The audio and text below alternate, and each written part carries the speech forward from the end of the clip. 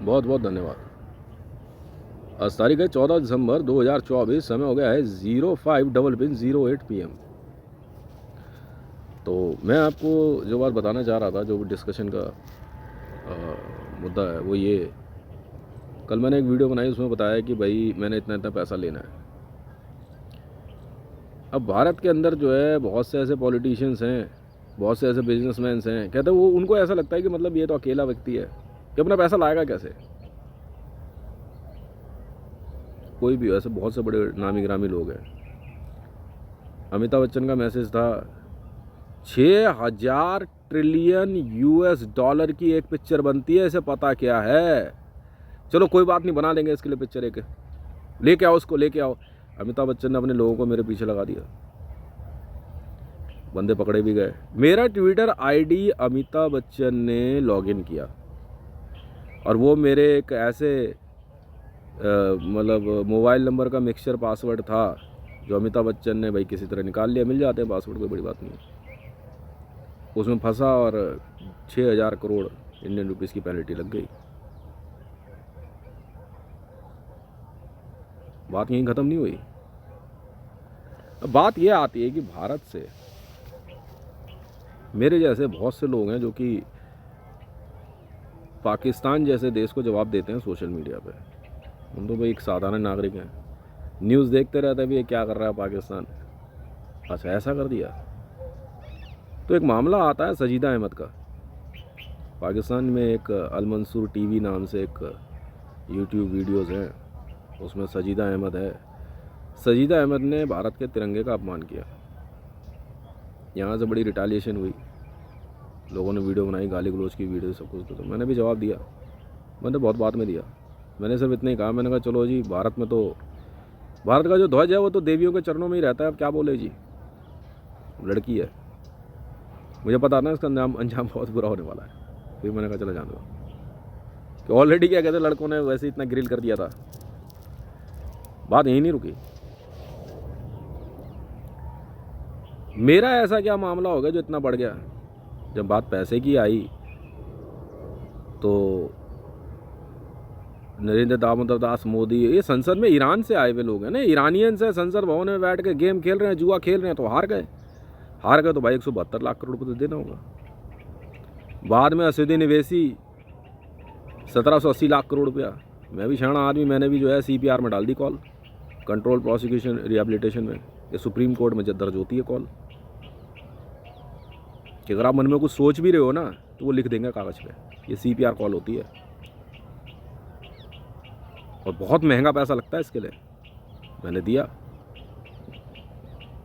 CPR में call registered करा ली और अपनी जो है ब्रेन वॉइस रजिस्टर्ड करा ली कि जब मैं मन में सोचते हुए बात कर रहा हूँ, उसे रजिस्टर्ड करा लिया। सुप्रीम कोर्ट में वेरीफाइड हूँ। भारत के राष्ट्रपति की भी ब्रेन वॉइस जो है वो रजिस्टर्ड नहीं है, मेरी है। मैं आसानी से अपना बिजनेस करता हूँ। फतेहपुरी शाही इमाम बड़ी मस्जिद, भाई 1780 लाख करोड़, 630 लाख करोड़, अब फंस गए। फिर उसके बाद जामा मस्जिद का शाही इमाम भी हार गया इसी तरह की शर्त पे, पूरा लिखा हुआ पूरा। और वो सारी संपत्ति, और उसने कह रहा मेरे बिना जो है भारत के अंदर पत्ता नहीं हिलता, ये है वो है। उसने भी अपनी प्रॉपर्टी, जामा मस्जिद, पता नहीं क्या क्या दाव पे लगा दिया, तब जाएगा कहाँ। अब बात वहाँ ही ख़त्म नहीं हुई। उन्होंने क्या करा है कि इन्होंने न्यूक्लियर बम की धमकी दे दी, हाइड्रो न्यूक्लियर टसार बम का नंबर दे दिया। ले आए होंगे कहीं से, चाहे रूस से लाए हों, चाहे अमेरिका से लाए हों, चाहे इनके अपने हों। अब यहाँ टसार बम का नंबर तो चलता नहीं यार। भाई पैसा दे, पैसा दे। अब पैसा क्यों नहीं देगा? तो भारत में जब सोशल मीडिया से लड़के बैठ के वीडियो बनाते हैं तो यार तो और कोई सा तरीका है, गाली खिलो जब भयंकर वाली देते हैं, एक से एक बंदे हैं। तो उन सब का इलाज जो है ये लोग कैसे करते हैं? ये भारत में जो पॉलिटिकल लॉबी है ना जो मुस्लिम परस्ती में रहती है या पाकिस्तान की गुलामी करती है, ये लोग सीधे तौर पे उन लोगों का बिजली, पानी, कनेक्शन, बिजनेस सब पे हमला करवाते हैं। घर परिवार में बताएंगे देखो इसने ऐसी वीडियो बना दी है, इसको जान से मार देंगे, असर तुम पे आएगा, ये वो, और इन सारी चीज़ों का ले करके रिश्तेदार तो पैसा ले लेते हैं। मेरा भी केस ऐसी है, विष्णु गुप्ता का याद है? विष्णु गुप्ता के केस में उसकी बीवी को सेम मोदी स्टाइल, विष्णु गुप्ता के तरीके में भी यही हुआ, और मोदी के कहने पे विष्णु गुप्ता की बीवी ने डोमेस्टिक वायलेंस का केस लगा दिया। बिल्कुल लगा दिया। यहाँ भी वो ढाक के 3 पात, ये मेरे को सोच रहे थे कि मैं अंगूठा छाप, पैसा वैसा तो है नहीं, और वो वाली बात हो गई ना, कहते कि इस बार जो है एक ऐसे बंदे से पंगा ले गए जो ये जानते नहीं थे कौन है। बहुत समय पहले जब इंडियन फिल्म इंडस्ट्री में ऐश्वर्या राय आई, तो ऐश्वर्या राय ने आते ही ना भारत के अंदर जो है न्यूक्लियर बम की धमकी दे दी। मैं वो आदमी हूँ जिसके पास शुरू से 300 प्रोटा बम थे। ऐश्वर्या राय को बुला के प्यार से प्रोटा बम दिखा दिए गए। तो 300 है मैडम, ईरान की तो ऐसे मार देंगे हम।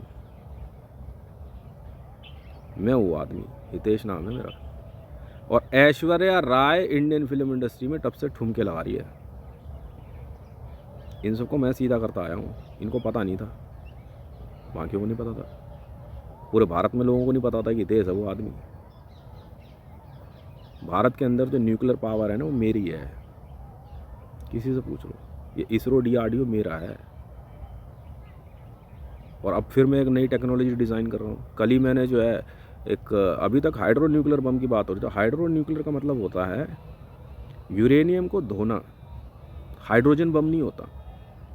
बहुत पहले मैंने एक थ्योरी पढ़ी थी कि हाइड्रोजन बम का ब्लास्ट कराने के लिए न्यूक्लियर बम का ब्लास्ट चाहिए होता है। खैर मैंने उस थ्योरी पे तो काम नहीं किया। मैंने कहा मेरे पास एक और तरीका है हाइड्रोजन बम बनाने का। कल मैं बात कर रहा था अपनी लैब में, मैंने कहा हाइड्रोजन बम बनाना है, तुम्हारा तैयारी है? कह रहे हाँ। मैं कहा चल चालू हो जा। ये सारे बम मेरे बनाए हुए हैं। मैंने इनको कुछ बातें बताई, मैंने कहा देखो यार तुम लोग गलत हो। नरेंद्र दामोदर दास मोदी हो, स्मृति जुबिन ईरानी हो, या कोई भी हो, इस तरह के कई नेता आए और कहीं गए, राजीव गांधी हो, पर किसी को आज तक न्यूक्लियर बम भारत में मिला नहीं। ये बात ना ऐश्वर्या राय से पूछ लो, मैं लगाता हूँ पैसा। 1000 करोड़ पे लगाया इंडियन रुपीस में, और पैसा कहाँ से मिलेगा मैं बताता हूँ आपको। ये पैसा आपको वर्ल्ड बैंक से मिलेगा। आप ऐश्वर्या राय से पता कर लो। हाँ जी मैडम, हितेश के बंदों ने दिखाया था आपको 300 प्रोटा बम दिखाए थे, दिखा देते ये है प्रोटा। हमें क्या नंबर दिखा रही है तू? उस समय तक भी विश्व में सबसे ज़्यादा न्यूक्लियर बम मेरे पास थे, भरे हुए। ये खाली डब्बे नहीं, भरे हुए। इनको ये बात पता नहीं थी। अब मेरे घर का जो मामला है, जो जैसा है, वो सबको पता है, IB को पता है सारी बात। नहीं मेरे पिताजी के नहीं थे ये, मेरे अपने हैं, मेरी ओनरशिप में है। मेरे बंदों ने चमका दी मुंबई पूरी। नहीं बेटा नहीं। यहाँ ऐसी बहुत सी ऐसी जो है हूर की परियां आई, और जब इनको दर्शन हुए ना असली वाले बमों के, प्रोटा जानती क्या होता है? हार्डो न्यूक्लियर है।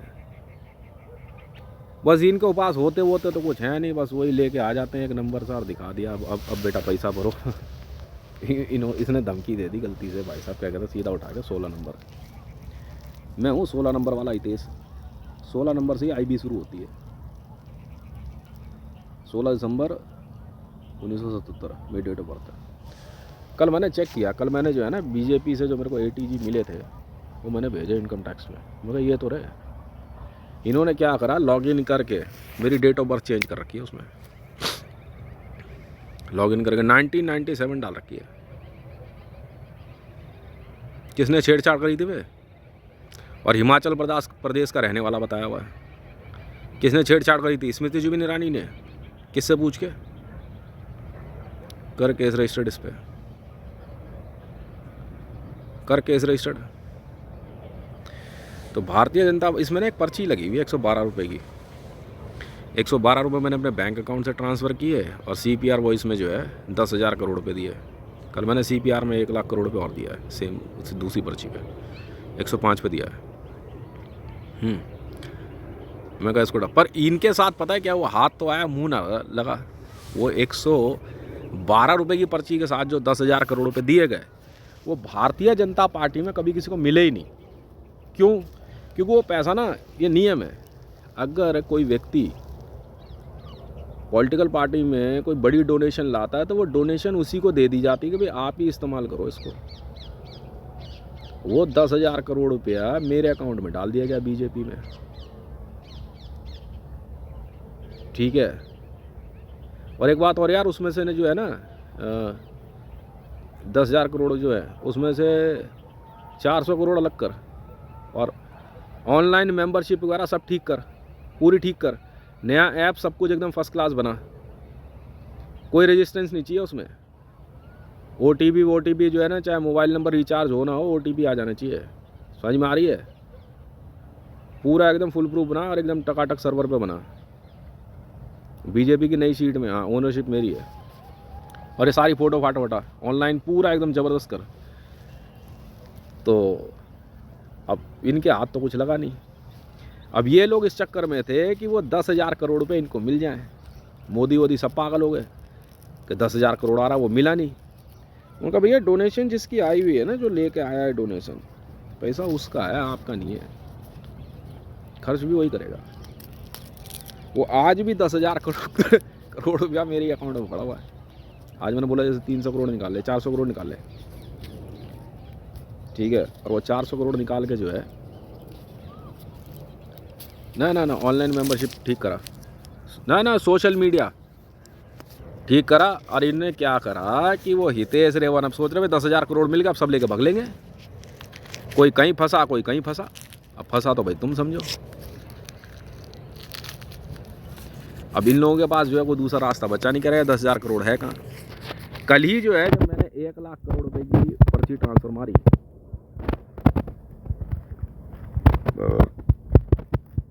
इंडियन रुपीज में, तो JP नड्डा एक पर्ची साइन करा के ले आया खुद मेरे, देखो जाली सिग्नेचर, निकल ले बड़ा बाहर, ठीक है। मैं बेवकूफ़ नहीं हूँ।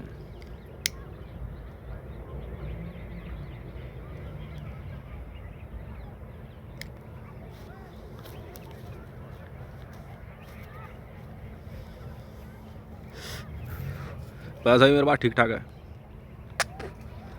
अब बात आती है पाकिस्तान को लेकर। भारतीय जनता पार्टी के अंदर नरेंद्र दामोदर दास मोदी ईरान का है और पाकिस्तान के गुजरात का रहने वाला है। आ गया, देखो डेमोक्रेटिक रिपब्लिक है, कोई बड़ी बात नहीं है। और आराम से मनमर्जी के फार्म भर रहा है, मनमर्जी के। अब भारतीय जनता पार्टी का जो अंदरूनी ढांचा है वो RSS, विश्व हिंदू परिषद, बजरंग दल, सनातन धर्म से संबंधित है। अब पूरे विश्व के अंदर 2 ही देश हैं कानूनन, international criminal court of justice और इंटरपोल के हिसाब से। पहला तो है इजराइल, दूसरा है भारत। गेम बना हुआ है, ग्रुप बनाना पड़ता है, बाउंड्री बतानी पड़ती है। अब 2 देश हैं, बाकी तुम समझो। हम तो इनकम टैक्स देते हैं भाई, हर देश का एक टैक्स होता है, लाइसेंस होता है, सब कुछ होता है, लाइसेंस सारे हैं हमारे पास। अब मामला जब पाकिस्तान को लेके आ रहा है तो भाई पाकिस्तान की तरफ से लगातार जो है ना न्यूक्लियर बम की धमकी मिल रही थी। मैंने इस बार इनकी दिमाग की खुजली मिटा दी।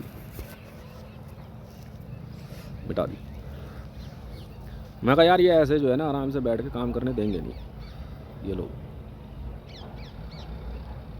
जैश ए मोहम्मद, लश्कर तैयबा, हिजबुल मुजाहिदीन, ये और वो फलाना ढिमका, ये सब नहीं चलता।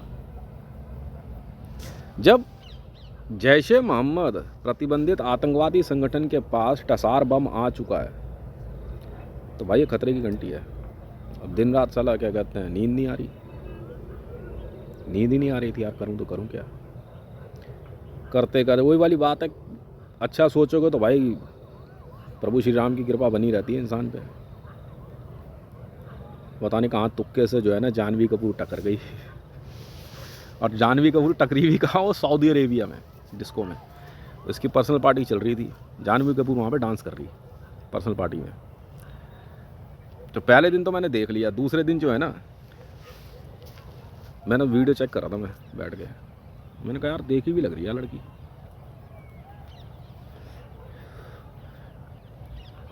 पता चला जानवी कपूर है। मैं दोबारा अगले दिन फिर पार्टी में जानवी कपूर डांस कर रही है। मेरे पास रिपोर्ट तो पूरी थी। मैं कहा यार ये आर्म्स डीलिंग कर रही है। इसके बाद T90 है, हथियार चाहिए थे मेरे को बहुत ज़रूरी, मामला तो चल ही रहा था। जानवी कपूर से जब बात करनी थी तो मैंने $1 मिलियन उसको क्या कहते हैं डिस्को मैनेजर को दे दिए।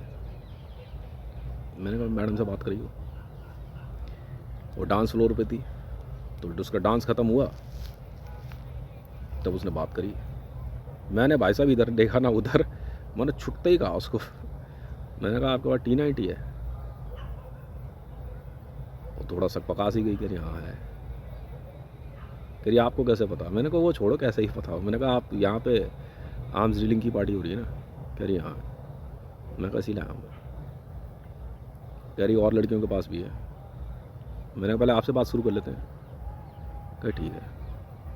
उसने 200 T90 बोले और कह रही रेडी है।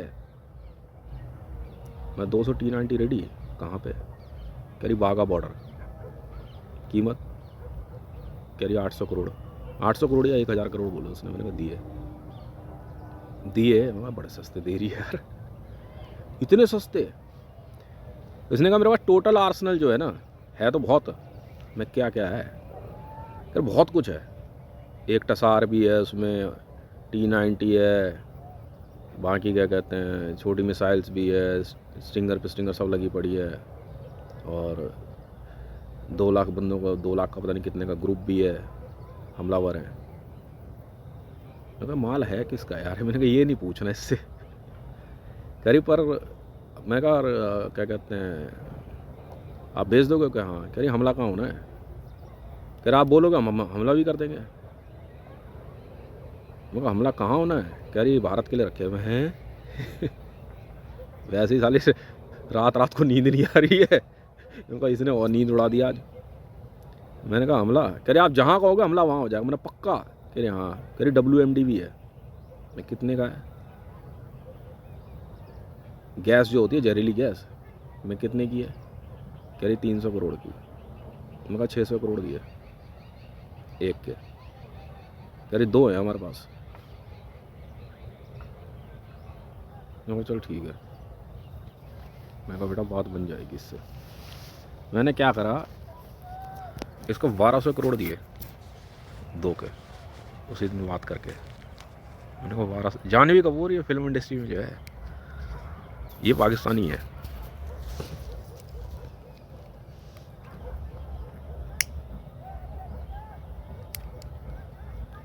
तो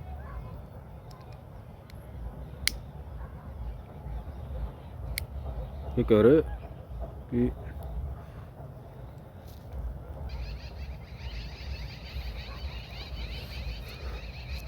जानवी कपूर ने उसी समय बात करी। मैंने कहा पेमेंट? मैंने कहा अकाउंट नंबर बोलो।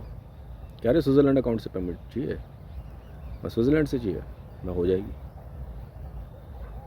कह रही कब? मैं कहा अभी हाथ क्या आता है, यहाँ इतना टाइम नहीं होता है। कह ठीक है। टोटल आर्सेनल की पेमेंट जो थी 3 ट्रिलियन इंडियन रुपीज़ थी। 3 लाख करोड़ रुपये। मगर ट्रांसफ़र। मैंने अपने PS को फ़ोन किया। मैंने कहा एक अकाउंट है जानवी कपूर। कह रही नहीं पेमेंट मुझे नहीं, मेरे पास नहीं आएगी। मैंने किसको जाएगी? कह रही शहबाज शरीफ। यहाँ और बाजार लग गया। मैं शहबाज शरीफ? मैं कर देंगे। मैं कहा हमला हो जाएगा? कह रही हाँ हो जाएगा। पक्का? कह पक्का। कह रही पर एक शर्त है। मैं क्या? कह रही शादी करनी पड़ेगी मेरे से। हैं? हथियार तो चाहिए, और साथ में मेरे साथ 100 लड़कियाँ हो रहे हैं। मैं कहा ये मजाक वजाक कर रही है लगता है, 100 से शादी करनी है। अच्छा जी, मगर शादी का मतलब पता है ना? कह रही हाँ।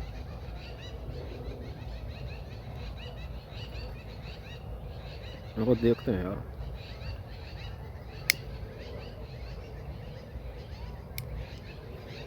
कहीं नहीं, इसके बिना हथियारों की डील नहीं है भैया, वॉर है। मैंने प्ले बॉय इससे बात करने से पहले ना, मैंने कमीनपंती के ना कमीनपंती की हद पार कर दी थी मैंने आईबी हेडक्वार्टर इससे बात शुरू करने से पहले रॉ, Playboy, Penthouse, Interpol high alert पे थे, सब हाई अलर्ट पे। मैंने मैसेज भेजा पहले ही, बीच में थोड़ा सा ब्रेक था। मैंने कहा यार WMD बेच रही है एक बंदी। यार कौन है? मैंने कहा जानवी कपूर। उठाएगा? कर उठा लेंगे। मेरा कॉल कनेक्ट है, मैं उठा लियो पर कर माँ कसम विजिलेंस वाली भी कॉल कनेक्ट थी। जानवी कपूर को पता नहीं था किसी को नहीं पता था। जानवी कपूर भी एकदम टनाटन बात कर रही खुल के। मैंने कहा यार भाई कसम, इतनी बड़ी फिल्म एक्ट्रेस और बहन जो WMD बेच रही है। अब इधर IB, रॉ से विजिलेंस क्या कहते हैं CIA सब कॉल सुन रहे थे। वो बंदी उठानी है तो उठानी है। मैं कहा लोकेशन कहाँ करा? लोकेशन ट्रेस है। ठीक है, फ़ोन पे बात चल रही थी।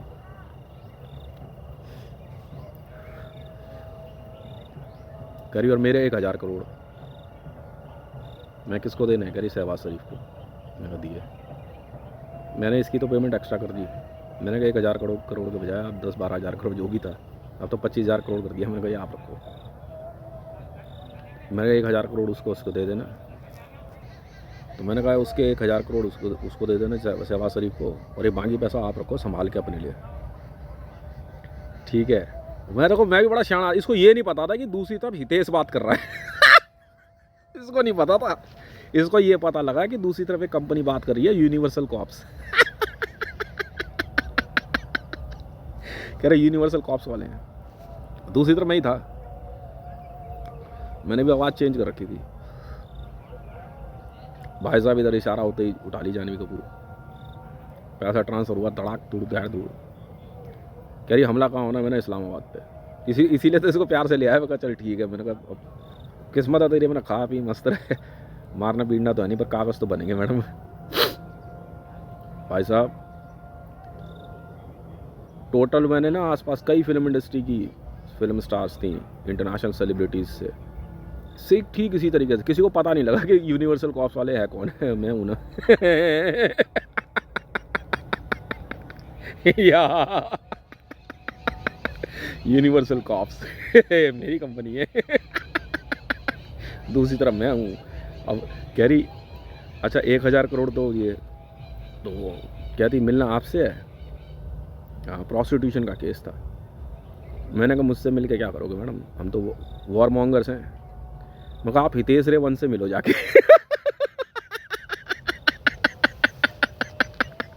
मैं ही मैं हूँ दूसरा कोई नहीं जानवी कपूर करी धोखा धोखे की ऐसी की तैसी। मरियम नवाज को नहीं पता था। जानवी कपूर ने ना मरियम नवाज के बारे में बताया मेरे को। कह रहा ये भी कह रही जुगाड़ है। मैंने है कह रही पर 2000 करोड़ लेगी। कह रही मेरे से ज़्यादा लेती है। मैं कहा अच्छा जी। कह रही पर फर्स्ट टाइम है। मैंने कहा मुझे क्या लेना देना, फर्स्ट टाइम हो या सेकंड टाइम हो, मुझे क्या मतलब है। तो मैं यूनिवर्सल कॉप्स वाला बन के ना इन सब को, मैंने कहा आपको पता है क्या करना, आप जाओगे हितेश के पास। हितेश रेवन है ना ट्विटर वाला। कहती हाँ। फिर मैंने कहा आपको उससे जाना है, उससे मिलना है, जो मर्जी करो उसके साथ, पर मारना पीटना मत, गुंडागर्दी नहीं है, धोखेबाजी नहीं है, ठीक है और शादी उसी से करनी है ऐश्वर्या राय हो चाहे हेमा मालिनी हो, सबसे हथियार खरीदे। बैठो तेज भाई आराम से, ठीक है। हथियार खरीद खरीद के और सबको पता है किसके पास भेज दिया। यूनिवर्सल कॉप्स वाला बन के अपने पास ही भेज दिया। क्या हो गया मैडम? मरियम नवाज करी, अब क्या करूं? कह रही यार हितेश से तो बात मेरी कुछ और हो रखी है, अब यहाँ मामला प्रोस्टिट्यूशन का मेरे पास ना।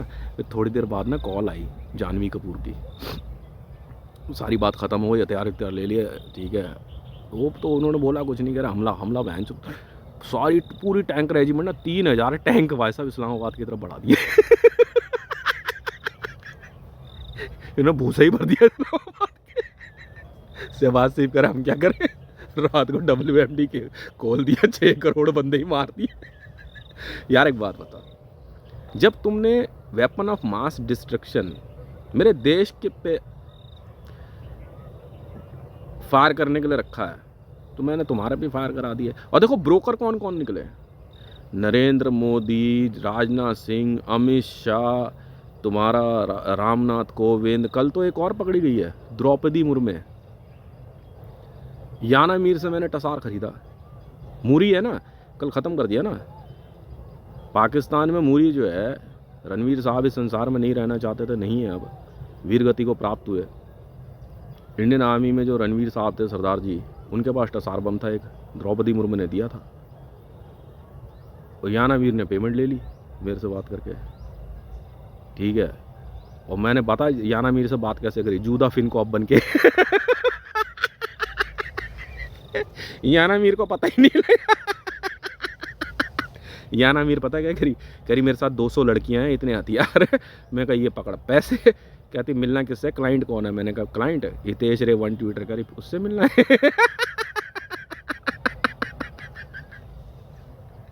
ऐश्वर्या राय से बात हुई ना, घूम फिर के मैडम आप जाकर ना शादी तो उसी से करनी है।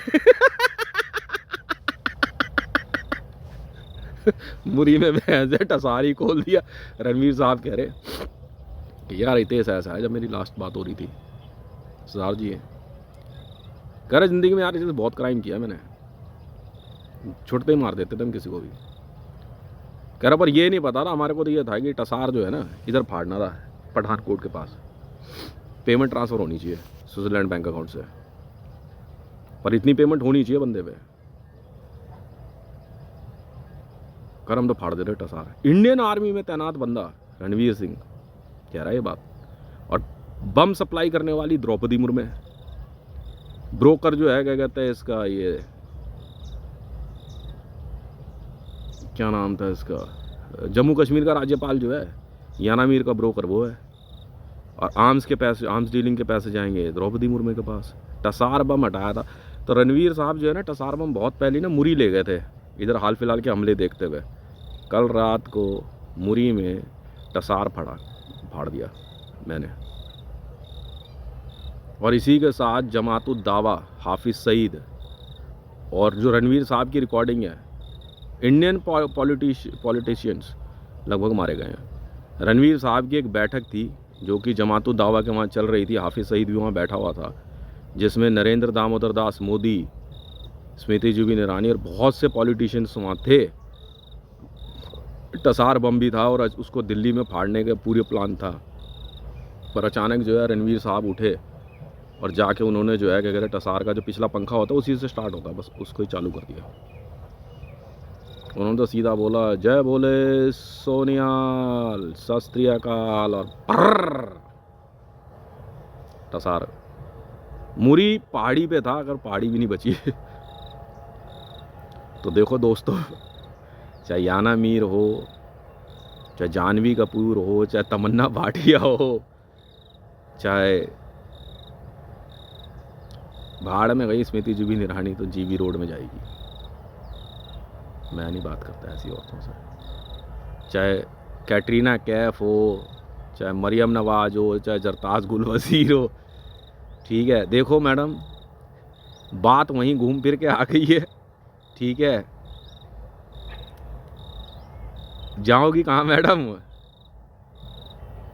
जहाँ जाओगे हमें ही पाओगे। यहाँ भी मैं हूँ, वहाँ भी मैं हूँ,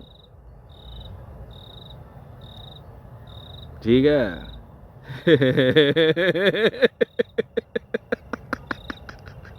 यूनिवर्सल कॉप्स मैं हूँ मैडम जी, जूदा फिन कॉप मैं हूँ मैडम जी।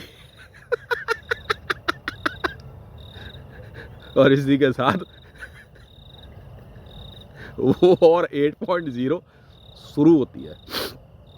तो वॉर 8.0 शुरू होने के साथ ही जो है जो फिर उसके बाद कल रात को जॉर्डनियन इंटेलिजेंस से मेरी ठन गई थी। जॉर्डन में फिर मैंने भी दिखा दिया जलवे। जब भारत में आप दिल्ली पे WMD और टसार डालने की पूरी प्लानिंग करके बैठे हो और आतंकवादियों के पास हथियार मौजूद है, सारे हथियार ISIS के थे जो किसी भी से हमला कर देते, सब ISIS के आतंकवादी थे। पैसे दे दिए उन्होंने, पैसे ले लिए। अब बशर अल असाद की वाइफ जो है अस्मा अल असाद ने जो है पेमेंट ली, सीरिया में ब्लास्ट कर दिया। और मेरे ख्याल से 2 दिन पूरे होते होते विश्व के सभी देशों की, से भारत को छोड़ के और रूस को छोड़ के, इसराइल को छोड़ के, विश्व के लगभग देशों की राजधानियां ख़त्म कर देंगे हम। ये बात है। बहुत बहुत धन्यवाद। मेरा नाम है Hitesh Mandal. Universal Cops full name Universal Suppliers Arms and Ammunition company Switzerland. मेरी कंपनी है भाई साहब, मेरी है, बिल्कुल है। मैडम जी कहते हैं रेखते कि तुम ही उस्ताद नहीं गालिब, सुनते हैं अगले ज़माने में कोई मीर भी है। हाँ, शादी कहे तो कर लेंगे, क्या हो गया, शादी करनी है। बाकी प्रोस्टिट्यूशन में कोई इंटरेस्ट